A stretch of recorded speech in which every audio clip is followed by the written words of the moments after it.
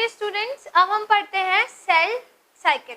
ठीक है, कोई सेल है, जब सेल डिवाइड कर रहा होता है तो उससे पहले हमने पढ़ा था कि वो कौन से फेज में जाता है, इंटरफेज में। ठीक है, अब इंटरफेज में उसके पास दो पाथवे होते हैं, या तो वो माइटोसिस डिवीजन शो करे या तो वो मियोसिस शो करे। तो बॉडी के, हमारे बॉडी के जितने भी सेल हैं सभी माइटोसिस डिवीजन शो करते हैं एक्सेप्ट रिप्रोडक्टिव सेल। सिर्फ रिप्रोडक्टिव सेल ही मियोसिस डिवीजन शो करते हैं। ठीक है, अब जब सेल डिवाइड करता है तो उससे पहले ही सेल क्या करता है, प्रिपरेशन करता है। तो उस फेज को हम क्या कहते हैं, इंटरफेज कहते हैं। और इंटरफेज होता है हमारा रेस्टिंग फेज। इंटरफेज में भी तीन फेज आते हैं, G1 phase, S phase and G2 phase. देखते हैं गाइस, इसको डायग्राम से समझते हैं हम।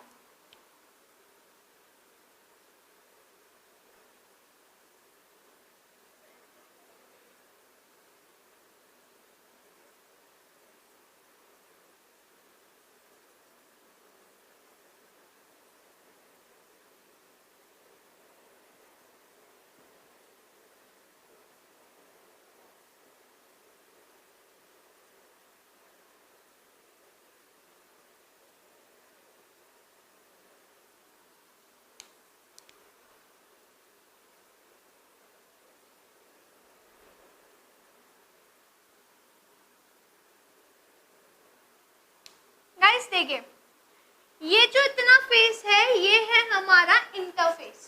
ठीक है, इंटरफेस में तीन फेज आते हैं, G1 phase, S phase and G2 phase. G1 phase को कहते हैं फर्स्ट ग्रोथ फेज। जो G1 फेज होता है ये होता है first growth phase. S phase होता है सिंथेसिस फेज, और जो G2 होता है ये होता है सेकेंड ग्रोथ फेज। और ये जो पूरा इंटरफेस होता है, इस पूरे इंटरफेस को हम क्या कहते हैं, रेस्टिंग फेज। तो ये हो गया हमारा रेस्टिंग फेज। पूरे इंटरफेस में सेल जो है वो प्रिपरेशन करता है सेल डिवीजन की। ठीक है, G1 फेज में गाइस, G1 फेज में देखिए क्या क्या होता है। First RNA and protein synthesize. RNA and protein synthesize कर जाते हैं, मतलब RNA एंड प्रोटीन फॉर्म हो जाता है। ठीक है, माइटोकॉन्ड्रिया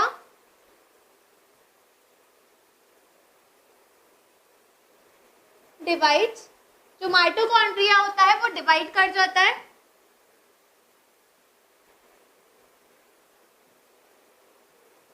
क्लोरोप्लास्ट डिवाइड्स। अब क्लोरोप्लास्ट तो एनिमल्स में तो प्रेजेंट नहीं होता, प्लांट्स में जो क्लोरोप्लास्ट होता है वो डिवाइड कर जाता है।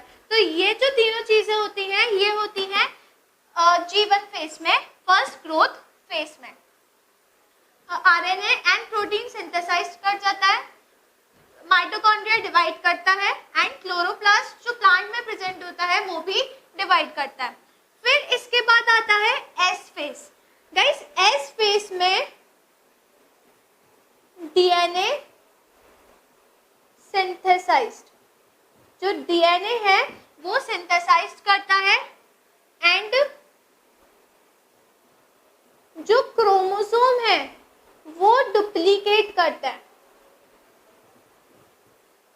जो क्रोमोसोम है वो क्या करते हैं, डुप्लीकेट करते हैं। आपको याद होगा हमने सिग्निफिकेंस ऑफ माइटोसिस में पढ़ा था, last point, chromosome number remain same.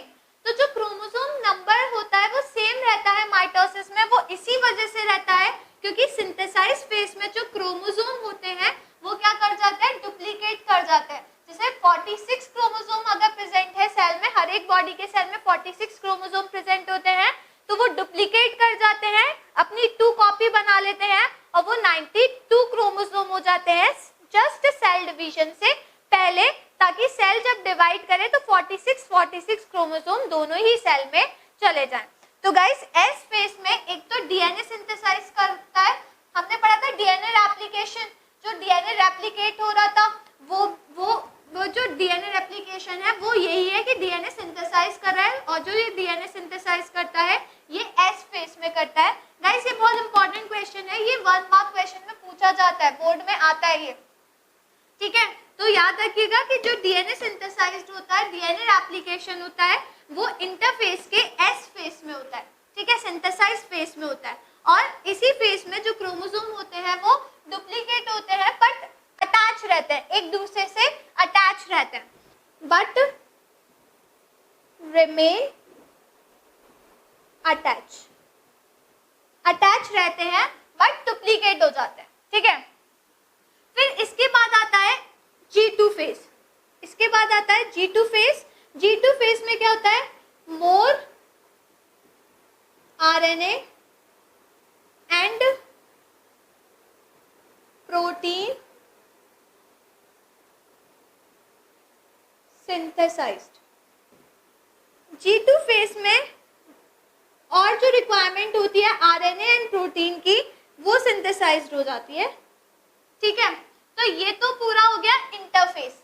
अब जैसे ही G2 फेज, अब यहाँ पे क्या हो गया, जैसे ही G2 फेज खत्म हुआ तो सेल पूरी तरह प्रिपेयर हो गया सेल डिवीजन के लिए, सेल पूरी तरह प्रिपेयर हो गया किसके लिए, सेल डिवीजन के लिए। अब ये जो सेल है अगर माइटोसिस शो कर रहा है, मान के चलिए ये सेल माइटोसिस कर रहा है, ठीक है, तो माइटोसिस में कौन कौन से फेस आ जाएंगे,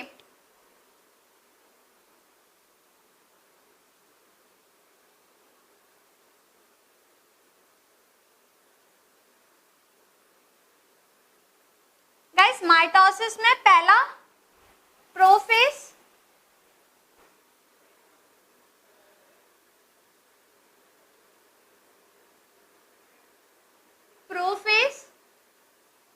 देन मेटाफेज,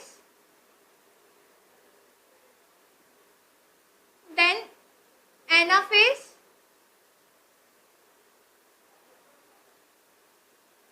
एंड देन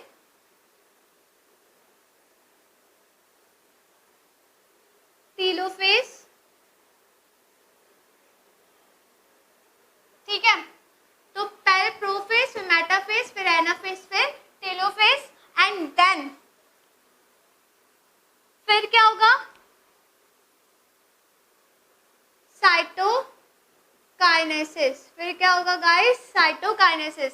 ये जो चारों फेज थे, इसमें क्या हो रहा है, कैरियोकाइनेसिस, ठीक है। फिर साइटोकाइनेसिस होगा, साइटोकाइनेसिस के बाद 2 अलग अलग सेल क्या हो जाएंगे, फॉर्म हो जाएंगे।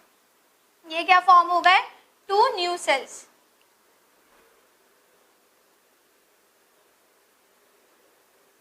न्यू सेल्स कह लीजिए या फिर डॉटर सेल्स।